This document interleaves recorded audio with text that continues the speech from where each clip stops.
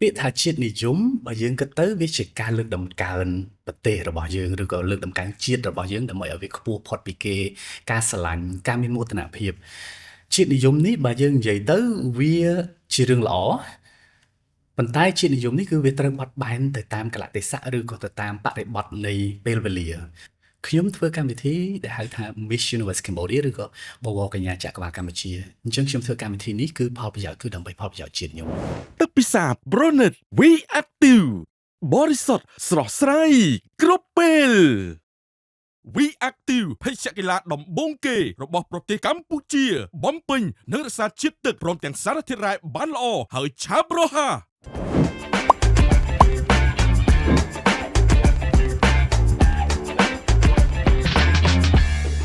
បាទសួស្តីអ្នកទាំងអស់គ្នាសូមស្វាគមន៍សាជាថ្មីមកកាន់ We Active Podcast with B នៅក្នុងសប្តាហ៍ថ្មីផងយើងហើយឥឡូវនេះគឺយើងបាននាំមកនៅជាមួយនឹងវាគ្មិនកិត្តិយសរបស់យើងសាជាថ្មីម្ដងទៀតហើយថ្ងៃនេះរៀងពិសេសបន្តិចដោយសារតែខុសប្លែកពីវាគ្មិនកិត្តិយសផ្សេងៗទៀតដែលអ្នកទាំងអស់គ្នាប្រហែលជាបានឃើញគាត់បានស្គាល់គាត់ហើយថាគាត់គឺជា National Director របស់ Miss Universe Cambodia ឆ្នាំ2025នោះដែរតោះឥឡូវដើម្បីកុំឲ្យខាតពេលយូរទៅជួបជាមួយគាត់ទាំងអស់គ្នាជំរាបសួរបងមានសុខសប្បាយបងសុខធម្មតាហ្នឹងហើយមកមានញឹកមែនតើជាមួយនឹងខាង Universe យ៉ាងណាដែរសុខភាពឬមួយក៏សុខភាពផ្លូវចិត្តអីយ៉ាងម៉េចដែរវាជាធម្មតាទេនៅពេលដែលយើងកំពុងតែដំណើរការងារអញ្ចឹងហើយការងារវាច្រើនអញ្ចឹងក្រុមការងារយើងវាមានចំនួនមិនជាច្រើនហ្មងទេក៏ប៉ុន្តែយើងព្យាយាមដាក់ចេញនៅការងារដែលគុណភាពដូច្នេះគឺម្នាក់ធ្វើរៀងរវល់បន្តិចសម្រាប់សុខភាពសម្រាប់អីទេនៅទ្រាំទ្ររួចអញ្ចឹងបាទជាទូទៅយើងតែងតែ monetize personal behavior ដែរថាតើអារម្មណ៍របស់យើងយ៉ាងម៉េចសុខភាពរបស់យើងយ៉ាងម៉េចហើយយើងអាចរ៉ាប់រងជាមួយនឹងការងាររបស់យើងបានអត់តែ so far so good it's okay បាទបងតើតើជាមួយនឹង title មួយនេះជា National Director របស់ Miss Universe Cambodia ក្រៅពីជា National Director តើបងមានជាអ្វីទៀតដែលប្រហែលជា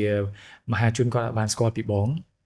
អូខេបាទមែនទែនទៅខ្ញុំពីដើមឡើយគឺខ្ញុំចាប់ដើមចូលធ្វើការនៅក្នុងផ្នែកប្រព័ន្ធផ្សព្វផ្សាយផ្នែក media ផលិតកម្មនេះគឺជាផលិតករទូរទស្សន៍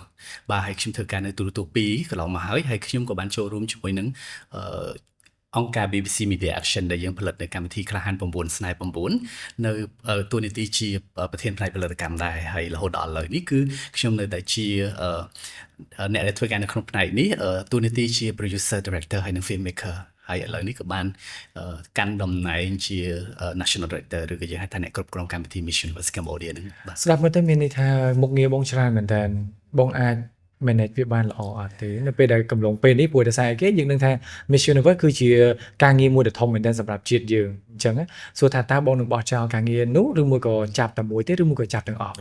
យើងស្ដាប់ទៅវាច្រើនក៏ប៉ុន្តែមែនទែនទៅវានៅក្នុងវិស័យតែមួយវានៅក្នុងផ្នែកតែមួយដែលខ្ញុំអាច focus តែការងារដូចគ្នាយើងបែងចែកពេលវេលាសម្រាប់ការងារធំដែលបច្ចុប្បន្ននេះគឺយើងកំពុងដំណើរការកម្មវិធី Miss Universe Cambodia ដូច្នេះគឺយើងគឺសម្រាប់ខ្ញុំផ្ទាល់គឺខ្ញុំចាយពេលទៅលើ Miss Universe Cambodia ច្រើនបាទហើយសម្រាប់ការងារផ្សេងគឺក្នុងឡុងពេលនេះគឺ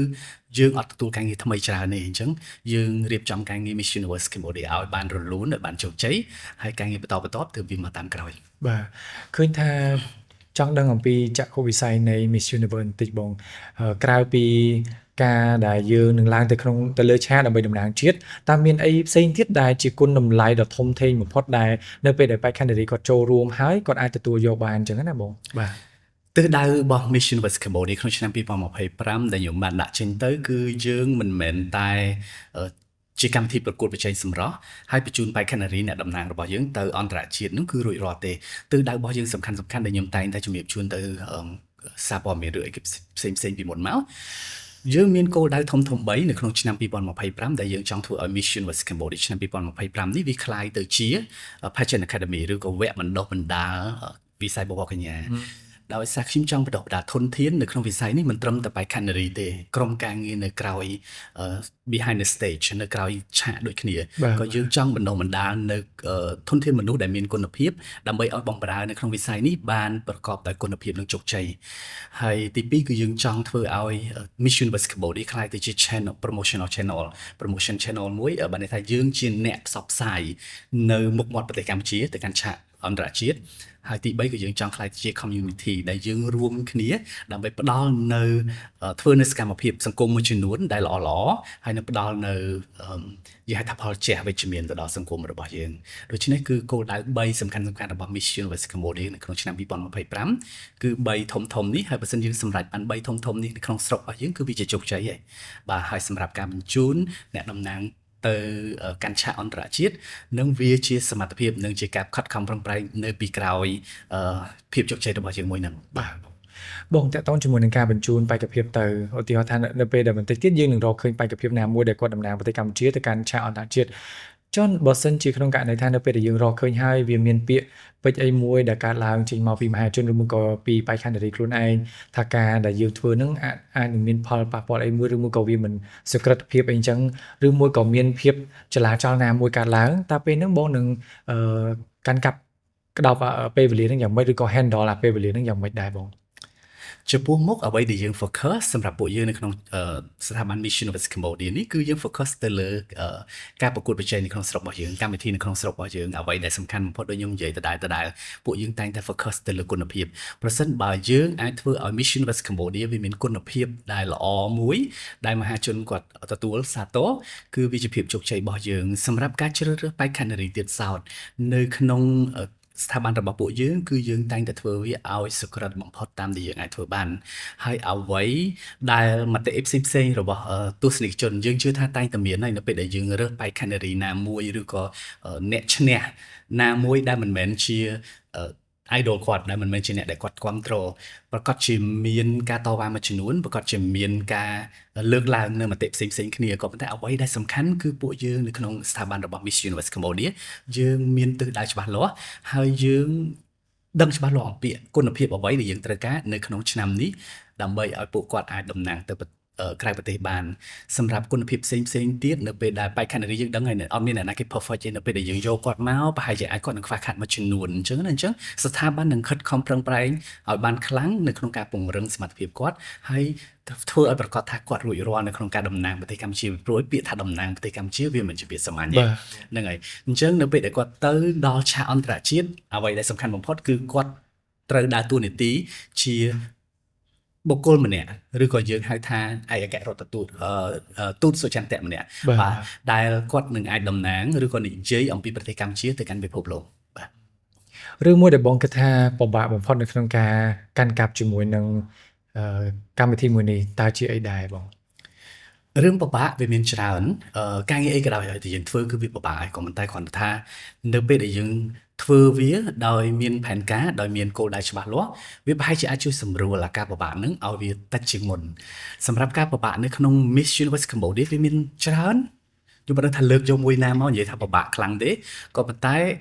យើងមានសម្រាប់បញ្ហាដែលខ្ញុំអាចនិយាយបានគឺនៅក្នុងប្រទេសកម្ពុជារបស់យើងធនធានមានកម្រិតបាទអញ្ចឹងខ្ញុំនៅពេលដែលខ្ញុំនិយាយអំពីធនធានគឺយើងនិយាយទៅដល់ធនធានទាំងផ្នែកហិរញ្ញវត្ថុនិងធនធានមនុស្សបាទហើយនឹងការផ្គត់ផ្គង់ផ្សេងឧទាហរណ៍ថាផ្នែកផលិតកម្មឬក៏ផ្នែកអីផ្សេងបាទអញ្ចឹងគឺនៅពេលដែលយើងចង់ធ្វើអីមួយដើម្បីឲ្យវាមានគុណភាពឬក៏ស្តង់ដារបែបអន្តរជាតិជួនកាលគឺយើងអត់អាចសម្រេចបានដោយសារតែការផ្គត់ផ្គង់ឬក៏ធនធានវាមានកម្រិតបាទបងតើតើជាមួយនឹងការរើសបេក្ខភាពទៅកាន់តំណាងជាតិនៅពេលដែលយើងនិយាយអំពីពាក្យតំណាងជាតិយើងតែងតែលើកឡើងអំពីគេហៅថាជាតិនិយមនឹងឯងបាទតើឥឡូវនេះកំឡុងពេលដែលកំពុងតែអាចនឹងមានភាពចម្រុងចម្រាស់តិចតួចតើតើជាមួយនឹងប្រទេសជិតខាងយើងអញ្ចឹងទៅបងគាត់ថាវាអាចនឹងជាបញ្ហាអត់ដែលឥឡូវនេះឆ្នាំនេះយើងហាក់បីដូចជាឮសូរថានឹងមានបញ្ជូនបេក្ខភាពហ្នឹងគឺទៅប្រកួតនៅឯប្រទេសគេមួយដែលយើងកំពុងតែមានបញ្ហាជាមួយអញ្ចឹងណាតើវាជាបញ្ហាអត់សម្រាប់បងខ្ញុំទទួលបានសំណួរច្រើនដែលពាក់ព័ន្ធជាមួយនឹងរឿងដែលថានឹងត្រូវបញ្ជូនបេក្ខភាពរបស់យើងឬក៏អ្នកតំណាងរបស់យើងទៅកាន់ឆាកអន្តរជាតិដែលគេនឹងធ្វើឡើងនៅក្នុងប្រទេសថៃនៅក្នុងខែ11និងនៅក្នុងខែវិច្ឆិកាបាទសម្រាប់រូបខ្ញុំផ្ទាល់ការងារមួយនេះនៅក្នុងការបញ្ជូនបេក្ខនារីទៅតំណាងនៅលើឆាក Miss Universe លើកទី74នេះគឺវាហាក់បីដូចជាការងារការទូតមួយអញ្ចឹងខ្ញុំគិតថាការបញ្ជូនបេក្ខនារីរបស់យើងអ្នកតំណាងឲ្យប្រទេសកម្ពុជាដែលគាត់នឹងពាក់ឈៀងនៅលើខ្លួនរបស់គាត់និយាយថា Cambodia ហ្នឹងគឺវាជារឿងសំខាន់វាហាក់បីដូចជាការងារការទូតដូច្នេះគឺពួកយើងយល់ថាវាជាការខាត់បងប្រយោជន៍បើសិនជាយើងអត់បញ្ជូនទៅពីព្រោះអីនៅលើឆាកអន្តរជាតិមួយនៅពេលដែលអត់មានឈ្មោះ បេក្ខនារីដែលតំណាងប្រទេសកម្ពុជាយើងបាត់ឈ្មោះបាត់ហើយ បាទ អញ្ចឹងយើងចង់រក្សាឈ្មោះប្រទេសកម្ពុជានៅលើឆាកអន្តរជាតិនេះវាជាបេសកកម្មមួយដែលយើងគិតថា Miss Universe Cambodia របស់យើងគឺយើងដើរតួនាទីសំខាន់ហើយយើងចង់ឲ្យពិភពលោកនៅតែស្គាល់នៅតែឮនៅតែបានឃើញ Cambodia តើតើជាមួយនឹងពាក្យថាជាតិនិយមនឹងដូចគ្នាបងតើបងគិតថាតើជាតិនិយមនេះវាមានផលប៉ះពាល់អីអត់ឬមួយក៏មានផលជាអវិជ្ជមានអីអត់បើសិនជាក្នុងករណីថាប្រជាជនខ្មែរយើងចាប់ផ្ដើមខ្លាចទៅជាជាតិនិយមកាន់តែខ្លាំង ទឹកពិសា Bronet We Active បរិសុទ្ធស្រស់ស្រាយគ្រប់ពេល We Active ភេសជ្ជៈកីឡាដំបូងគេរបស់ប្រទេសកម្ពុជាបំពេញនិងរក្សាជាតិទឹកព្រមទាំងសារធាតុរ៉ែបានល្អហើយឆាប់រហ័ស ពាក្យថាជាតិនិយមបើយើងគិតទៅវាជាការលើកតម្កើងប្រទេសរបស់យើងឬក៏លើកតម្កើងជាតិរបស់យើងដើម្បីឲ្យវាខ្ពស់ផុតពីគេការស្រឡាញ់ការមានមោទនភាពជាតិនិយមនេះបើយើងនិយាយទៅវាជារឿងល្អប៉ុន្តែជាតិនិយមនេះគឺវាត្រូវបត់បែនទៅតាមកលៈទេសៈឬក៏ទៅតាមបរិបទនៃពេលវេលាឧទាហរណ៍ជាក់ស្ដែងខ្ញុំនិយាយពីគុណសម្បត្តិនៃជាតិនិយមប្រសិនបើយើងមានជាតិនិយមវានឹងជួយផ្ដល់នូវអត្ថប្រយោជន៍ច្រើនដល់ជាតិរបស់យើងសម័យសង្គមរាជនិយមសម័យដែលយើងនៅស្ថិតនៅក្នុងអាណានិគមនិយមបារាំងដោយសារតែជាតិនិយមធ្វើឲ្យសម្ដេចនរោត្តមសីហនុគាត់ខិតខំប្រឹងប្រែងរើបំរាដើម្បីឲ្យយើងទទួលបានឯករាជ្យពេញលេញជាតិនិយមនៅក្នុងអំឡុងពេលសម័យខ្មែរក្រហមដោយសារតែជាតិនិយមទៅធ្វើឲ្យសម្ដេចដេជោហ៊ុនសែនលោកក្រោកឈរឡើងដើម្បីតតាំងនិងទាមទារយកនៅសិទ្ធិសេរីភាពនិង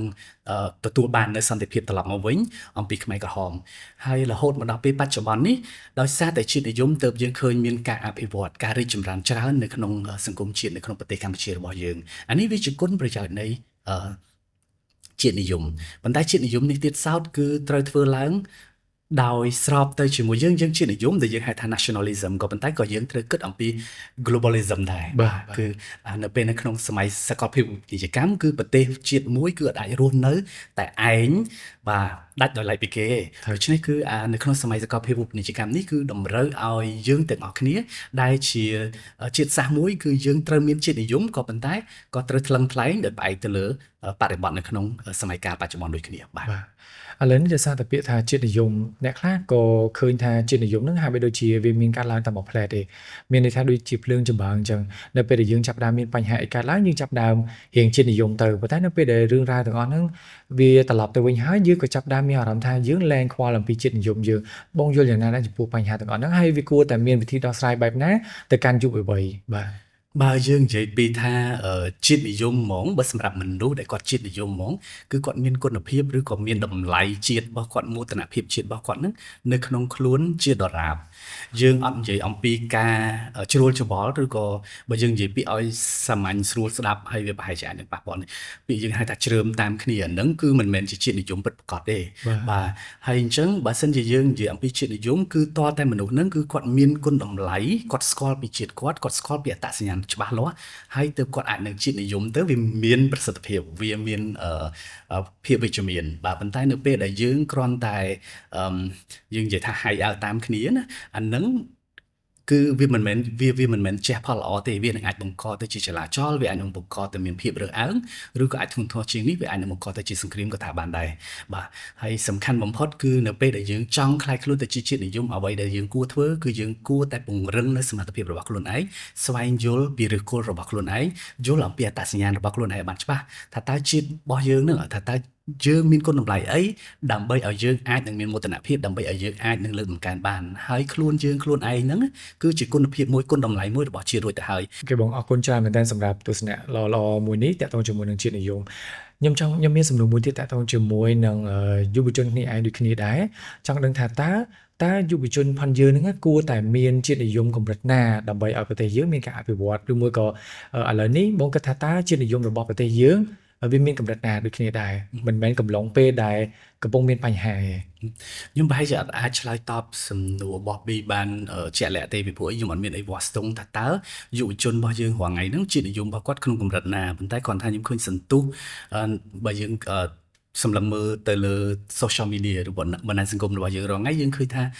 យុវជនរបស់យើងគាត់កំពុងតែចូលរួមយ៉ាងសកម្មហើយនៅក្នុងការផ្សព្វផ្សាយប្រទេសជាតិនៅក្នុងការលើកតម្កើងប្រទេសជាតិហើយនឹងមានមោទនភាពនៅអ្វីដែលយើងមាននៅលើសិល្បៈនៅលើវប្បធម៌អីរបស់យើងសម្រាប់រូបខ្ញុំផ្ទាល់ដែលខ្ញុំធ្លាប់ជាយុវជន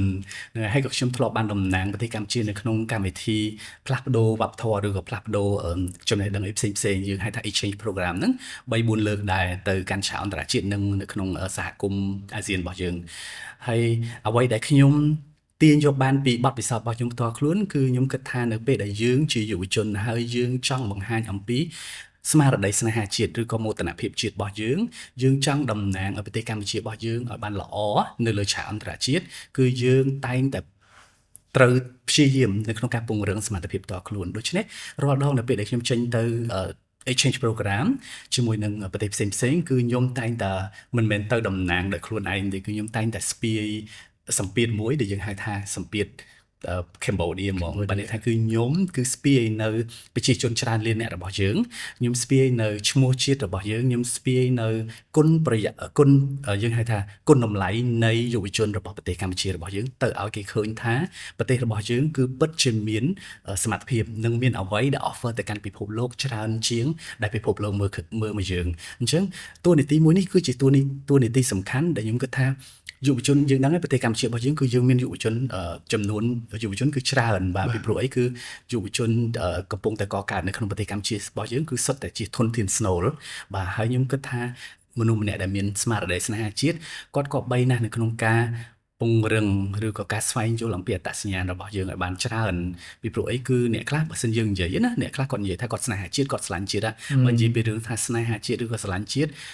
មនុស្សមួយចំនួនគាត់តែងគិតថាគាត់ស្រឡាញ់ជាតិច្រើនជាងអ្នកដទៃប៉ុន្តែមែនតើទៅគឺអត់មានអ្នកណាគេស្រឡាញ់លើអ្នកណាគេទេបើទោះបីជាខ្ញុំរងថ្ងៃគឺខ្ញុំអត់ដែល post នៅលើបណ្ដាញសង្គមរបស់ខ្ញុំនិយាយអំពីមោទនភាពជាតិរបស់ខ្ញុំអត់ដែល post និយាយអំពីថាខ្ញុំស្នេហាជាតិខ្ញុំស្រឡាញ់ជាតិក៏ប៉ុន្តែអាពាក្យថាស្រឡាញ់ជាតិឬក៏ស្មារតីស្នេហាជាតិហ្នឹងវាស្ថិតនៅក្នុងចិត្តខ្ញុំរួចទៅហើយគ្រប់ពេលគ្រប់សកម្មភាពដែលខ្ញុំបានតំណាងប្រទេសកម្ពុជាគឺខ្ញុំតែងតែយកជាតិរបស់ខ្ញុំដាក់មុខហ្នឹងហើយគឺខ្ញុំតែងតែប្រើប្រាស់វេទិកាផ្សេងដើម្បីឲ្យខ្ញុំមានឱកាសបង្ហាញទៅពិភពលោកអំពីរឿងល្អៗរបស់ប្រទេសកម្ពុជាអានេះគឺជាស្មារតីស្នេហាជាតិអានេះគឺជាតិនិយមមួយបាទអញ្ចឹងបើសិនជាមនុស្សមួយចំនួននៅពេលដែលគាត់និយាយថាគាត់ស្នេហាជាតិប៉ុន្តែគាត់អត់ស្គាល់អំពីអត្តសញ្ញាណរបស់ខ្លួនឯងច្បាស់ប៉ុណ្ណឹងអញ្ចឹងបើសិនសួរគាត់ទៅថាទម្រង់សិល្បៈខ្មែរមានប្រមាណទម្រង់ក៏គាត់អត់ទាន់ដឹងនៅឡើយគាត់អត់ទាន់បែងចែកអំពីទម្រង់ល្ខោនប្រជាទ្រព្យនិងល្ខោនខោលនៅឡើយគាត់អត់ទាន់ស្គាល់អំពីទម្រង់ល្ខោនផ្សេងគាត់អត់ទាន់ស្គាល់អំពីគុណតម្លៃសិល្បៈផ្សេងអញ្ចឹងគាត់និយាយថាគាត់ស្នេហាជាតិបាត់ទៅហើយអញ្ចឹងអានឹងវាអត់ជារឿងត្រឹមត្រូវនៅក្នុងការដែលយើងប្រើប្រាស់សម្លេងរបស់យើងដើម្បីផលប្រយោជន៍ជាតិទេវាអាចនឹងនាំឲ្យមានបញ្ហាទៅវិញក៏ថាបានដែរបាទអញ្ចឹងមានន័យថាបងអ្វីដែលបងបានលើកឡើងហ្នឹងគួរតែនៅពេលដែលយើងប្រើប្រាស់ពាក្យថាយើងស្នេហាជាតិមិនមែនគ្រាន់តែជាការនិយាយទៅកាន់សាធារណៈថាអូខ្ញុំហ្នឹងស្រឡាញ់ជាតិរបស់ខ្ញុំកំពុងតែលើកតម្កើងជាតិរបស់ខ្ញុំទេប៉ុន្តែអ្វីដែលសំខាន់បំផុតហ្នឹងគឺជាការសិក្សាបានច្រើនអំពីប្រទេសជាតិយើងក៏បីណាស់ត្រូវដឹងថាប្រទេសជាតិរបស់យើងកំពុងតែយើងមានសក្តានុពលផ្នែកអីយើងខ្លាំងផ្នែកអីឬគល់យើងមកពីណាអត្តសញ្ញាណយើងបែបណាបាទដើម្បីឲ្យយើងអាចពំនាំនៅរឿងទាំងអស់នេះទៅប្រាប់គេបានហើយជាពិសេសជាងនេះទៀតគឺយើងអាចលើកតម្កើងវាកាន់តែខ្លាំងយើងអាចអភិរក្សវាបានកាន់តែល្អយើងអាចអភិវឌ្ឍវាកាន់តែទៅមុខអញ្ចឹងអានឹងគឺជាទិសដៅឬក៏ជាចលនាមួយដែលយើងអាចធ្វើនឹងចូលរួមនៅក្នុងសង្គមជាតិរបស់យើងដើម្បីឲ្យជាតិរបស់យើងវាកាន់តែមានកេរ្តិ៍ឈ្មោះល្អហើយនឹងកាន់តែល្បីល្បាញអូខេបងតើតើជាមួយនឹងសំណួរមួយទៀតដែលខ្ញុំចង់ដឹងអំពីយើងទាញត្រឡប់ទៅកាន់ Miss Universe វិញដោយសារតែ Miss Universe គាត់នឹងតំណាងឲ្យប្រទេសកម្ពុជារបស់យើងទៅកាន់ថ្នាក់អន្តរជាតិដែលវាជាការតំណាងជាតិហ្នឹងហើយប៉ុន្តែនៅពេលដែលគាត់កំពុងតែធ្វើការប្រកួតនៅក្នុងថ្នាក់ជាតិយើងនេះដែលយើងតែងតែយកគេហៅថាយកកម្មវិធីពីគេមកអញ្ចឹងវាតែងតែមានវប្បធម៌ណាមួយដែលវាមិនមែនជាវប្បធម៌របស់ប្រទេសកម្ពុជាយើងអីចឹងទៅតើបងគិតថាវប្បធម៌មួយដែលកម្ពុជាយើងអត់មានហើយយើងត្រូវតែសម្របទៅតាមគេនោះមានន័យថាយើងកំពុងតែបាត់បង់ជាតិនិយមឬមួយក៏យ៉ាងណាខ្ញុំអត់យល់ស្របនៅលើរឿងនេះទេជាក់ស្ដែងដូច Miss Universe Cambodia នៅពេលដែលយើងទិញ license ពី Miss Universe ផ្ទាល់មែនតើគេមាន structure របស់គេមានយើងហៅថាការណែនាំមួយចំនួនក៏ប៉ុន្តែបើសិនជាការរៀបចំកម្មវិធីនៅក្នុងស្រុករបស់យើងគឺវាផ្អែកសំខាន់ទៅលើគំនិតរបស់ពួកយើងទាំងស្រុង បានន័យថាយើងអាចរៀបចំប៉ុន្តែយើងក៏ព្យាយាមនៅក្នុងហ្នឹងនៅក្នុងការរៀបចំកម្មវិធីមួយដែលមានគុណភាពដែលមានស្តង់ដារអន្តរជាតិបានន័យថាយើងរៀបចំសកម្មភាពឬក៏ការប្រកួតប្រជែងមួយចំនួនដែលអន្តរជាតិគេមានប្រទេសផ្សេងៗនៅលើពិភពលោកគេមានអញ្ចឹងយើងនៅរក្សាគុណភាពមួយហ្នឹងក៏ប៉ុន្តែយើងអត់ភ្លេចនៅក្នុងការបញ្ចូលតម្លៃជាតិរបស់យើងដែរបេសកកម្មដែលសំខាន់គឺយើងបណ្ដុះបណ្ដាលធនធានសម្រាប់វិស័យមួយនេះមិនមែនតែបេក្ខនារីប៉ុន្តែក្រុមការងារដូចគ្នាអញ្ចឹងអាហ្នឹងក៏វាជាផ្នែកមួយនៅក្នុងការបង្កើតនៅគុណភាពឬក៏គុណតម្លៃរបស់ជាតិរបស់ខ្ញុំរួចទៅហើយខ្ញុំឲ្យធ្វើឲ្យក្រុមការងារឬក៏បេក្ខនារីគាត់មានសមត្ថភាពឬក៏គាត់មានគុណតម្លៃដែលយើងត្រូវការបាទហើយអញ្ចឹងគឺគាត់នឹងអាចផ្សាយភាយនៅរឿងល្អៗទាំងអស់នេះឬក៏សមត្ថភាពរបស់គាត់ទៅបម្រើឲ្យផលប្រយោជន៍ជាតិបន្តទៀត អញ្ចឹងមានន័យថាទោះបីជាយើងយកកម្មវិធីពីគេមកក៏ដោយតែមិនមែនមានន័យថាយើងនឹងត្រូវសម្របជាមួយនឹងគេ 100% ទេអ្វីដែលយើងគិតថាយើងអាចកាត់ចេញបានយើងនៅតែមានសិទ្ធិនៅក្នុងការកាត់ចេញ ខ្ញុំធ្វើកម្មវិធីដែលហៅថា Miss Universe Cambodia ឬក៏បវរកញ្ញាចក្រវាលកម្ពុជាអញ្ចឹងខ្ញុំធ្វើកម្មវិធីនេះគឺផលប្រយោជន៍គឺដើម្បីផលប្រយោជន៍ជាតិខ្ញុំអញ្ចឹងអានេះគឺរឿងអីដែលវាធ្វើឲ្យប៉ះពាល់ដល់ប្រទេសជាតិឬក៏វារឿងអីដែលវាអត់ចំណេញដល់ប្រទេសជាតិគឺខ្ញុំអត់ធ្វើទេ អូខេបងខ្ញុំមានសំណួរមួយចុងក្រោយដោយសារបងមិនបងលើកឡើងថាចឹងនិយាយទៅកាន់យុវជនប៉ុន្តែខ្ញុំប្រហែលជាមិនមែនយុវជនទៀតទេឧទាហរណ៍អញ្ចឹងណាបើសិនជាមានពាក្យមួយដែលបងបានប្រាប់ទៅខ្លួនឯងកាលពី10ឆ្នាំមុនតើបងនិយាយពាក្យអ្វីទៅកាន់ខ្លួនឯង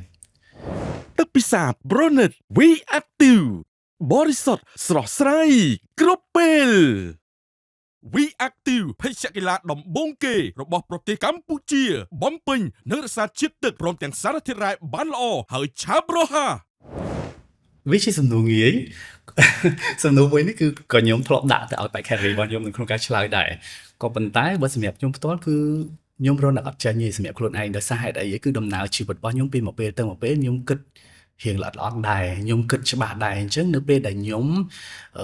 ពីមួយដំណាក់កាលទៅមួយដំណាក់កាលខ្ញុំតែដាក់គោលដៅខ្លួនឯងដើម្បីឲ្យដឹងថាយើងគួរតែដើរទៅណាឬក៏ធ្វើអីបើទោះបីជាផែនការឬក៏គោលដៅនោះវាអត់សម្រាប់ជោគជ័យដូចអីដែលយើងគិតទុកក៏ដោយក៏ខ្ញុំអត់រាប់វាថាជាការបរាជ័យដែរពីព្រោះអីផ្លូវដែលខ្ញុំដើរគឺវាសុទ្ធសឹងតែជាមេរៀនបើខ្ញុំត្រឡប់ទៅបើសិនជាឧទាហរណ៍ថាខ្ញុំអាចប្រវល់ពេលពីនេះទៅរហូតដល់10ឆ្នាំមុនឬក៏ពេលដែលខ្ញុំនៅជាយុវវ័យនៅឡើយក៏ខ្ញុំនៅតែបន្តធ្វើរឿងដដែលដែលខ្ញុំធ្លាប់ធ្វើពី10ឆ្នាំមុនឬក៏ពេលដែលខ្ញុំនៅយុវវ័យនឹងដែរព្រោះខ្ញុំអត់ស្ដាយក្រោយនៅអ្វីដែលកើតឡើងទេរឿងល្អក៏ដោយរឿងអាក្រក់ក៏ដោយវាបានបង្រៀនខ្ញុំនៅមេរៀនដែលល្អច្រើនដែលនាំឲ្យខ្ញុំមកដល់មកអង្គុយនៅទីនេះថ្ងៃហ្នឹងបាទមិញហ្នឹងគឺជាពាក្យពេចន៍ដែលបងអាចនិយាយទៅកាន់ខ្លួនឯងឥឡូវយើងបានដឹងហើយ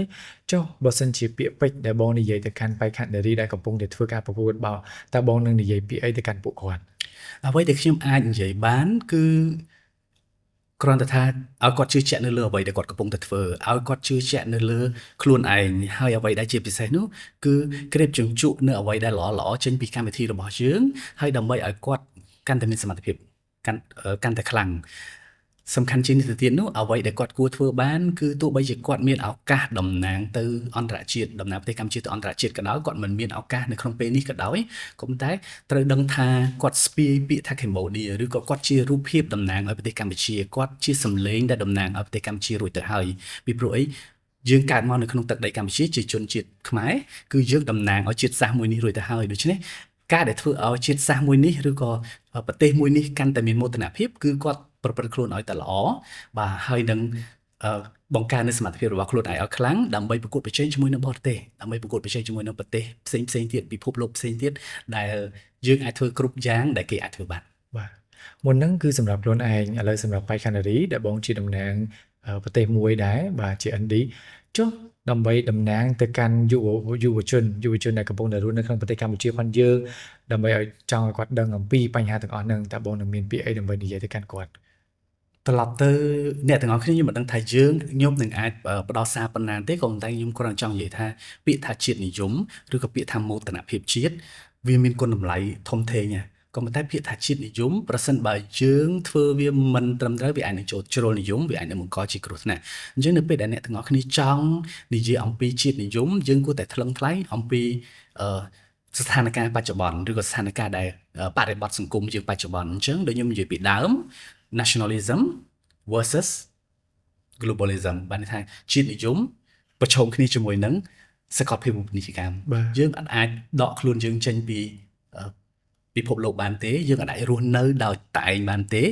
ហើយយើងក៏មិនអាចដកប្រទេសជាតិណាមួយចេញពីពិភពលោកបានដែរដោយសារតែពាក្យជាតិនិយមនឹងទេដូច្នេះការដែលយើងមានមោទនភាពជាតិមានស្មារតីជាតិនិយមយើងគប្បីគិតឬក៏ថ្លឹងថ្លែងអំពីផលប្រយោជន៍របស់វានិងគុណវិបត្តិរបស់វាដូចគ្នាបាទហើយអ្វីដែលយើងគួរធ្វើនោះកុំប្រែក្លាយជាតិនិយមឲ្យក្លាយទៅជាជ្រុលនិយមពាក្យនេះខ្ញុំគិតថាពាក្យនេះគឺជាពាក្យមួយដែលសំខាន់មែនទែនព្រោះដោយសារអីគេយើងឃើញថាចេះខ្មែរយើងធ្លាប់មានប្រវត្តិមួយចំនួនដែរដែលតាក់ទងជាមួយនឹងការដែលយើងចង់ឲ្យខ្លួនឯងទៅជាជាតិនិយមប៉ុន្តែវាមិនមែនជាជាតិនិយមវាទៅជាជ្រុលនិយមដូច្នេះហើយវាទៅជាមានផលប៉ះពាល់អីជាអវិជ្ជមានទៅដល់ប្រទេសយើងហើយទៅដល់ខ្លួនឯងទៀតអញ្ចឹងអានេះខ្ញុំគិតថាវាជាសារមួយដែលល្អមែនទែនសម្រាប់យុវជនឬមួយក៏មិនថាយុវជនទេទាំងអស់គ្នាតែម្ដងដែលមានវត្តមាននៅក្នុងប្រទេសកម្ពុជារបស់យើងហើយជាពិសេសនោះគឺកំឡុងពេលដែលយើងកំពុងតែមានបញ្ហាជាមួយនឹងប្រទេសជិតខាងនេះវាជាពេលវេលាមួយដែលយើងគួរតែរួបរวมសាមគ្គីគ្នាវាជាពេលវេលាមួយដែលយើងកំពុងតែពួតដៃគ្នាហើយជាពេលវេលាមួយល្អមែនទែនសម្រាប់ការដែលយើងមានជាតិនិយមនៅក្នុងខ្លួនប៉ុន្តែបើសិនជាក្នុងករណីថាយើងចាប់ផ្ដើមគ្រាន់តែជាការចាប់ដើមហើយអត់បានមកចំអិនកំពឹសហងយើងចាប់ដើមទៅវិញអានោះមានន័យថាវាលែងជាជាតិនិយមទៀតហើយនេះវាជាភាពច្រំដែរដែលយើងធ្វើនឹងហើយគឺជាកំហុសមួយដែលយើងតែងតែសាងហើយធ្វើឲ្យប្រទេសជិតខាងគេមានអារម្មណ៍ថាគេកំពុងតែមើលងាយមកយើងបាទខ្ញុំមានអីបន្ថែមបន្តិចតែខ្ញុំមិនដឹងថាវានឹងអាចคล้ายទៅជារឿងដែលយើងនឹងត្រូវជជែកវែងញែកឬអត់ទេក៏ប៉ុន្តែគាត់ថាយើងត្រូវចាំថាបច្ចុប្បន្នស្ថានភាពរវាងប្រទេសកម្ពុជានិងប្រទេសថៃវារៀងតានតឹងបន្តិចក៏ប៉ុន្តែយើងត្រូវជឿជាក់នៅលើរដ្ឋាភិបាលរបស់យើងដូចគ្នាគាត់មានទិសដៅនិងមានឆន្ទៈនៅក្នុងការរៀបចំប្រទេសឬក៏ដឹកនាំប្រទេសដើម្បីឲ្យប្រជាជនគឺរស់នៅដោយសន្តិភាពរួចទៅហើយដូច្នេះគឺតួនាទីឬក៏ការងារផ្សេងៗហ្នឹងគឺខ្ញុំជឿជាក់នៅលើរដ្ឋាភិបាលរបស់យើងហើយយើងនឹងព្យាយាមបន្តនៅស្មារតីស្នេហាជាតិនិងមោទនភាពជាតិរបស់យើងហ្នឹងគឺឲ្យបានកាន់តែខ្លាំងតាមដែលធ្វើបានក៏ប៉ុន្តែក៏យើងមិនគប្បីវាយប្រហារឬក៏ធ្វើរឿងណាមួយដែលវាបង្កទៅជាចលាចលដូចគ្នាដែរត្រូវចាំថានៅពេលដែលយើងអត់សប្បាយចិត្តជាមួយនឹងជនជាតិមួយយើងត្រូវចាំថាយើងក៏ប្រហែលជាអាចនឹងមានមិត្តភ័ក្តិនៃជនជាតិហ្នឹងដែលគាត់ជាមនុស្សល្អដូចគ្នាបាទអាហ្នឹងគឺវាជារឿងដែលយើងត្រូវថ្លឹងថ្លែងហើយបាទដូច្នេះគឺបន្តស្មារតីស្នេហាជាតិបន្តស្មារតីមោទនភាពជាតិក៏ប៉ុន្តែកុំឲ្យមានស្មារតីមួយបង្កឲ្យមានចលាចលបាទតែតែកើតមានឡើងព្រោះដោយសារតែយើងប្រស័យតាក់ទងគ្នារហូតអញ្ចឹងវាតែងតែមានពួកម៉ាក់ជាជនជាតិនេះពួកម៉ាក់ជាជនជាតិនោះប៉ុន្តែយើងនៅតែជឿថាមនុស្សដែលល្អគឺគាត់នៅតែមានហើយមនុស្សដែលគាត់មានភាពអវិជ្ជមានក៏វានៅតែមានដែរមិនត្រឹមតែប្រទេសគេសូម្បីតែប្រទេសយើងក៏តែងតែមានដែរអញ្ចឹងហើយយើងសង្ឃឹមថាការរួបរวมសាមគ្គីគ្នាហើយការពន្លត់នៅភ្លើងសង្គ្រាមវាជារឿងមួយដែលល្អបំផុតហើយដែលរដ្ឋាភិបាលយើងតែងតែចង់បានហើយប្រជាជនយើងចង់បានទាំងអស់គ្នាផងដែរចុងក្រោយមានតែអរគុណមែនទែនសម្រាប់ពាក្យពេចន៍ដែលបងបានលើកទឹកចិត្តក៏ដូចជាបានផ្ដល់ជាទស្សនៈល្អៗនៅក្នុងការដែលផ្ដល់ឲ្យយុវវ័យរបស់យើងបានដឹងស្វែងយល់អំពីភាពថាតើជាជាតិនិយមនេះគឺជាយ៉ាងម៉េចហើយជ្រុលនិយមនេះគឺយ៉ាងម៉េចផលប៉ះពាល់របស់វាយ៉ាងម៉េចហើយនេះគឺជាការដែលយើងអាចយកទៅគិតបន្តិចតាក់ទងជាមួយនឹងបច្ចុប្បន្នភាពដែលសំខាន់នៅក្នុងប្រទេសកម្ពុជារបស់យើងដែលយើងកំពុងតែជួបប្រទះផងដែរអញ្ចឹងឥឡូវនេះការសន្ទនាផុនយើងក៏បានមកដល់ទីបញ្ចប់ផងដែរអញ្ចឹងសូមអរគុណសាជាថ្មីម្ដងទៀតបងសម្រាប់ការជួយចូលរួមក្នុងកម្មវិធីបាទសម្រាប់ឱកាសនេះដូចគ្នាប៉ុន្តែអ្វីដែលខ្ញុំចង់បញ្ជាក់មុនដែលយើងចេញទៅនេះគឺគ្រាន់តែថាអ្វីទាំងអស់ដែលខ្ញុំបាននិយាយនៅក្នុងថ្ងៃនេះវាផ្អែកនៅលើការគិតរបស់ខ្ញុំនិងបទពិសោធន៍ផ្ទាល់ខ្លួនទេបាទអត់អីនេះព្រោះវាជាការសន្ទនាចេញពីចិត្តចេញពីបេះដូងមកវាមិនមានជាការខុសឬក៏ជាអីទេហើយក៏មិនមានជាការ research អីត្រឹមត្រូវថាអូវាត្រូវតែមានអំណាចណាមួយទេបាទគ្រាន់តែជាការគិតរបស់យើងហើយជាការចែករំលែកតាក់ទងជាមួយនឹងសុខភាពផ្លូវចិត្តឬមួយក៏ជាការលើកទឹកចិត្តខាងផ្នែកណាមួយទៅដល់មហាជនឲ្យគាត់បានឮផងដែរបាទអញ្ចឹងអរគុណសាជាថ្មីម្ដងទៀតបងអរគុណច្រើនអរគុណហើយឥឡូវនេះ podcast របស់យើងក៏បានមកដល់ទីបញ្ចប់ផងដែរជួបគ្នាជាមួយនឹង episode ក្រោយទៀតផងដែរអរគុណច្រើនវិទ្យាកីឡាបំពេញចិត្តទឹក We Active ល្អបំផុតសម្រាប់គ្រប់គ្នាពិសេសអ្នកលេងកីឡាផលិតផលខ្មែរ 100% ផលិតដោយក្រុមហ៊ុន Waternet